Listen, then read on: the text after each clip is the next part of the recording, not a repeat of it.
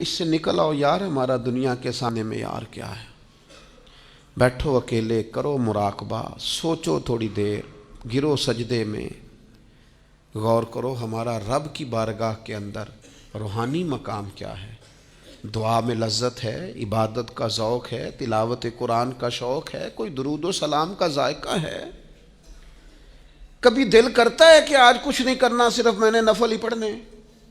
کچھ صدقات و خیرات کا، سخاوت کا مزاج ہے؟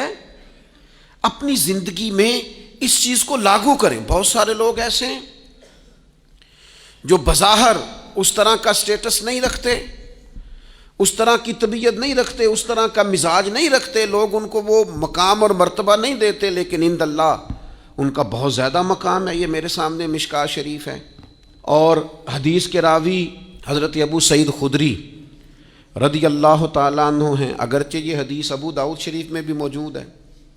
سیدنا ابو سعید خدری رضی اللہ تعالیٰ عنہ فرماتے ہیں، ہم مسجد نبوی شریف میں بیٹھے تھے اور ایک آدمی قرآن مجید پڑھا رہا تھا اور باقی بیٹھ کے سن رہے تھے، اور حالت ایسی تھی کہ بعض لوگوں کے پاس کپڑا بھی پورا وجود ڈھانپنے کو کوئی نہیں تھا،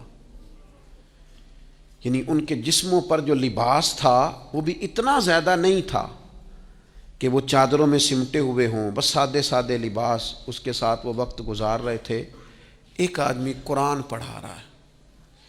میں قرآن پڑھانے والے لوگوں سے کہا کرتا ہوں، کوئی بڑی گاڑی سے اترے نا کبھی تو پریشان نہ ہو جایا کرو۔ تم کسی کو دیکھو نا کہ وہ جناب بڑا جدید ترین لباس پہن کے تمہارے پاس سے گزرا ہے تو پریشان نہ ہوا کرو، تم بڑے خوش قسمت ہو جن کے سینوں میں اللہ نے قرآن مجید رکھا ہوا ہے۔ ایسے مروب نہ ہوا کرو، روب میں نہ آیا کرو۔ جناب ابو سعید خدری رضی اللہ تعالیٰ عنہ فرماتے ہیں کہ لباس بھی اس طرح میسر نہیں تھے ہمیں، پر ہم مسجد نبوی شریف میں بیٹھے تھے اور ایک صاحب قرآن مجید کی تلاوت کر رہے تھے، گویا پڑھا رہے تھے اور باقی سن رہے تھے، سیکھ رہے تھے۔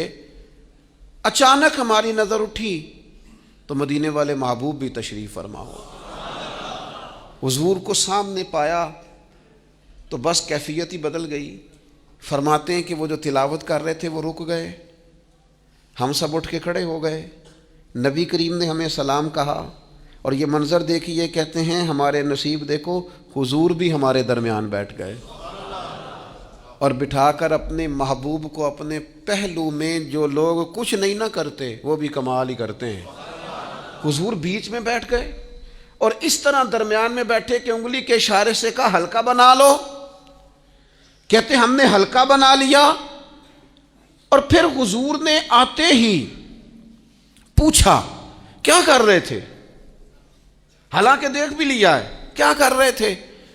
تو ہم نے عرض کی یا رسول اللہ صلی اللہ تعالیٰ علیہ وسلم، یہ ہمیں قرآن مجید پڑھا رہے تھے، سکھا رہے تھے، سنا رہے تھے، ہم سن رہے تھے۔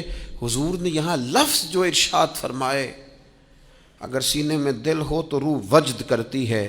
حضور فرمانے لگے، اللہ کا شکر ہے رب نے میری امت میں ایسے لوگ پیدا کیے ہیں کہ مجھے حکم ہوتا ہے ان کے ساتھ جا کے بیٹھ جاؤ۔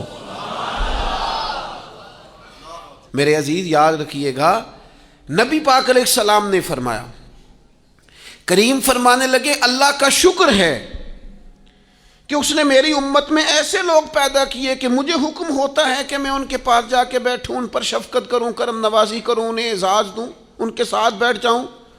اور پھر حضور فرمانے لگے، اے گروہ مہاجرین اور انصار، اے فقیر لوگو، تمہیں خوشخبری ہو، اللہ قیامت کے دن تمہیں پورا نور عطا فرمائے گا، اور فرمایا تم امیر لوگوں سے آدھا دن پہلے جنت میں چلے جاؤ گے، اور فرمایا وہ آدھا دن 500 سال کا ہوگا، آدھا دن پہلے جنت۔ حالانکہ یہ لوگ وہ تھے جن کے وجود پر لباس پورا نہیں، لیکن جو عند اللہ مقام ہے، جو اللہ کی بارگاہ میں درجہ ہے، جو ان کے روحانی مقامات ہیں، جو اللہ کے حضور اور نبی پاک کی بارگاہ میں انہیں قرب خاص حاصل ہے، وہ اتنا اعلیٰ اور بلند ہے کہ نبی کریم ان کے درمیان آ کے بیٹھ جاتے ہیں۔